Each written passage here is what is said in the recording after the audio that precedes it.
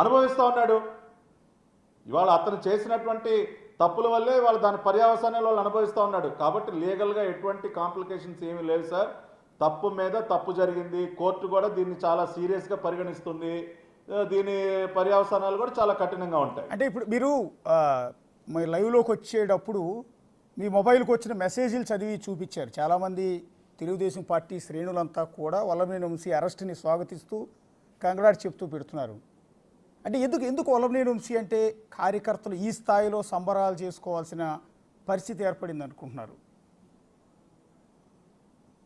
Telugu Desam party శ్రేణులే కాదు Ashok garu, common man, ఒక సామాన్య పౌరుడు ఇవాళ దేశ విదేశాల్లో ఉన్నటువంటి సామాన్యులు మెసేజ్లు పెడతా ఉన్నారు ఇవాళ. ఎందుకంటే ఇప్పుడు ఒక వ్యక్తి అంత రాక్షసంగా ప్రవర్తించి అంత భయానక వాతావరణం సృష్టించి మహిళలను కూడా చూడకుండా ఆ రకమైనటువంటి పదజాలం, ఆ రకమైనటువంటి దాడులు చేస్తే ఎవరు మాత్రం ఉపేక్షిస్తారండి? ఇవాళ మొన్న 164 సీట్లు ఎన్డీఏ కూటమికి వచ్చాయి అంటే దానిలో అనేక అంశాలతో పాటు ఈ అంశం కూడా ఒక ప్రధాన కారణం సార్. ఇటువంటి సైకోలు రాక్షస ముక్కని సమాజంలో లేకుండా చేయాలి, వీళ్ళని జైళ్ళకి పంపండి, వాళ్ళని కట్టడి చేయండి అన్న అంశం కూడా ప్రధానమైనటువంటి అంశం. ఎందుకంటే ఇవాళ ఎంతమంది బాధితులు సార్.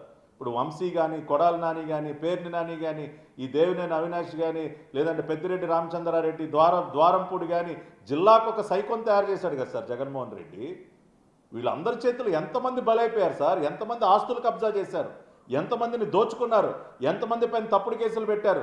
నా ఇంటిని ధ్వంసం చేశారు సార్. 8 సంవత్సరాల నా బాలిక ఇంట్లో ఒక్కటే ఉందన్న ఇంగిత జ్ఞానం లేకుండా నా ఇంటిని ధ్వంసం చేసి నా బిడ్డను భయపెట్టారు సార్. ఇట్లా ఎంతమంది బలైపోయారు సార్? ఎన్ని జీవితాలని కూల్చేశారు సార్ వీళ్ళు? ఎన్ని కుటుంబాలను వేధించారు సార్?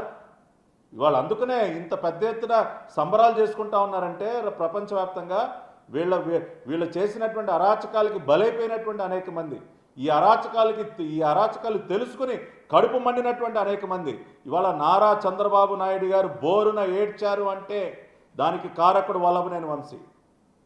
ఇవాళ ఏ రోజైనా మనం ఊహించామా అశోక్ గారు చంద్రబాబు నాయుడు గారు కళ్ళంట నీళ్లు పెట్టుకుంటారని ఊహించామా మనం? అటువంటి వ్యక్తి గుండె పగిలేలా ఏడ్చారు. ఎందుకంటే తన అర్ధాంగి పట్ల ఇతను చేసినటువంటి వ్యాఖ్యలు. ఒక మనిషి అండి, వీళ్ళంతా కూడా మానవ మృగాలు అశోక్ గారు. మనిషి రూపంలో ఉన్నటువంటి మృగాలు, రాక్షసులు వీళ్ళంతా కూడా. అందుకని ఎప్పుడు రాక్షస సంహారం జరిగినా ప్రజలందరూ కూడా ఉత్సవం చేసుకుంటారు. ఇవాళ ఆ రకంగానే ఒక రాక్షసుడిని అదుపులోకి తీసుకున్నందుకు ప్రజలందరూ ఒక రకమైన దీపావళి చేసుకుంటూ ఉన్నారు. ఇవాళ దీపావళి దేనికి చేసుకుంటాం? నరకాసురుడు అనే రాక్షసుడిని వధించిన రోజు కాబట్టే దీపావళి. ఇవాళ కూడా ఒక రకంగా ఇంకో దీపావళి అనుకోండి, ఒక రాక్షసుని వాళ్ళు తీసుకెళ్లి కటకడాలు వెనక్కి వేస్తూ ఉన్నారు.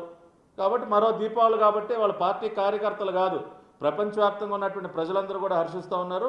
ఇది ప్రారంభం మాత్రమే. ఇంకోటి కూడా చెప్తా ఉన్నాం Ashok garu, this is just the beginning. ఇటువంటి సైకోలు ఎక్కడెక్కడున్నా కూడా మొత్తాన్ని ఏరిపారేస్తాం లీగలీ. వాళ్ళలాగా ఇవాళ అశోక్ గారు మేము దలుచుకుంటే వంశీ ఇంటి మీదకి వెళ్ళో లేదంటే వైసీపీ పార్టీ కార్యాలయాల మీదకి వెళ్ళటం మాకేమీ చేతగా కాదు, మేము చేయలేక కాదు. కానీ మాకు డెమోక్రసీ, ప్రజాస్వామ్యం పైన గౌరవం ఉంది. చంద్రబాబు నాయుడు గారు మాకు ఒక క్రమశిక్షణ నేర్పించారు. చట్టపరంగానే మనం వెళ్ళాలి అని ఒక డైరెక్షన్ ఇచ్చారు. కాబట్టి పంటి బిగువన లోపల ఎంత బాధ ఉన్నా కూడా పంటి బిగువన దాన్ని అలా అణుచుకుంటూ 8 నెలల పాటు మేము లీగల్గా ఒక ప్రాసెస్ ఫాలో అవుతూ ఉన్నాం. అటువంటి లీగల్ ప్రాసెస్ను కూడా మేము హైజాక్ చేస్తాం, ఇట్లా కంప్లైనెంట్లను బెదిరిస్తాం, కిడ్నాపులు చేస్తామంటే ఈ ప్రభుత్వం చూస్తూ కూర్చోదు. చట్టపరంగానే వీళ్ళపైన కఠినమైనటువంటి చర్యలు ఉంటాయి. ఒక గన్నవరం ఆఫీస్ పైన జరిగినటువంటి దాడి కేసే కాదు, పార్టీ కార్యాలయం కేసు కానీ, నా కేసు కానీ, ఇంకా అనేక కేసులు ఏవైతే ఉన్నాయో వాటన్నిటిలో కూడా ముద్దాయిలపైన ఇదే రకమైనటువంటి చర్యలు ఉంటాయి. అంటే మీరు కొన్ని పేర్లు చదివారు ఇందాక, వాళ్ళు ఆ పేర్లన్నీ కూడా వల్లభనేని వంశీతో సహా అందరూ రెడ్ బుక్లో ఉన్న పేర్లులా ఉన్నాయి కదా. అంటే మిగిలిన నాయకుల అరెస్టులు కూడా మీరు చదివిన పేర్లలో ఉన్న ఆ నాయకులను కూడా అరెస్ట్ చేసే అవకాశం ఉంటుందా? ఇప్పుడు రెడ్ బుక్ అంటే ఏంటి అశోక్ గారు? లోకేష్ గారు చాలా క్లియర్గా వివరించారు. రెడ్ బుక్లో ఎవరి పేర్లు ఉంటాయంటే చట్టాలని ఉల్లంఘించినటువంటి వారి పేర్లు, చట్ట వ్యతిరేకంగా అరాచకాలు సృష్టించినటువంటి వారి పేర్లన్నీ కూడా ఉంటాయి. ఇప్పుడు ఆ రోజున ఒక రెడ్ బుక్కి నాంది పలకాలటానికి కారణం ప్రజల నుంచి వచ్చినటువంటి కోరిక. ఎందుకంటే ప్రజలు కోరుకున్నారు, సార్ వీళ్ళందరినీ గుర్తుపెట్టుకోండి సార్, మమ్మల్ని ఈ రకంగా చేశారు సార్. పాదయాత్ర సందర్భంగా ఎక్కడికి వెళ్ళినా కూడా ఆ రోజున లోకేష్ గారి దగ్గరికి కొన్ని వందల మంది వచ్చి వైసీపీ సైకోల చేతిలో బాధలు అనిపించినట్టు అనేక మంది వచ్చి వాళ్ళు చెప్పింది ఏంటంటే, సార్ పలానా వాడిని గుర్తుపెట్టుకోండి, పలానా వాడికి బుద్ధి చెప్పండి సార్, వాళ్ళని వదలొద్దు సార్ అని చెప్తా ఉంటే మరి గుర్తుపెట్టుకోవాలంటే రాసుకోవాలి కదా పేర్లన్నీ. ప్రజల నుంచి ఏవైతే వచ్చినాయో అవే రాసుకున్నారు ఆయన. ఇప్పుడు వల్లభనేని వంశీ, లోకేష్ గారి తల్లి భువనమ్మ గారు, ఏ రోజన్నా రాజకీయాల్లో ఎప్పుడైనా చూసామండి మనం భువనమ్మ గారిని? ఆయన భువనమ్మ గారి తండ్రి అన్నగారు, అన్న ఎన్టీఆర్ గారు ముఖ్యమంత్రిగా ఉన్నప్పుడు ఏ రోజన్నా అన్నగారు బిడ్డలు ఎవరైనా రోడ్డు మీదకి వచ్చి రాజకీయ పరంగా ఏమైనా ఒక్క మాట మాట్లాడేవాళ్ళ? భువనమ్మ గారు ఎంత హుందాగా ఉంటారండి. అటువంటి వ్యక్తి పైన కూడా అసలు ఎలా వీళ్ళు మనుషులేనండి అటువంటి వ్యక్తులపైన మాట్లాడతారండి? కాబట్టి ఖచ్చితంగా ఇప్పుడు రెడ్ బుక్ అనేది ప్రజల నుంచి ఉద్భవించినటువంటి ఒక పుస్తకం. అది ప్రజలు కోరుకున్నారు. వీళ్ళందరికీ ఇవాళ మేము ఎక్కడికి వెళ్ళినా, Ashok garu, I'm not exaggerating, మేము ఎక్కడికి వెళ్ళినా, ఏ పెళ్లికైనా ఎక్కడికి వెళ్ళినా ఫస్ట్ మమ్మల్ని అడిగే క్వశ్చన్, సార్ ఏంటి సార్ ఆ సైకోల్ని ఎప్పుడు సార్ అరెస్ట్ చేసేదంట. ఇంకేం అడగరు. సరే సంక్షేమ పథకాలు మిగతా డెవలప్మెంట్ అన్నీ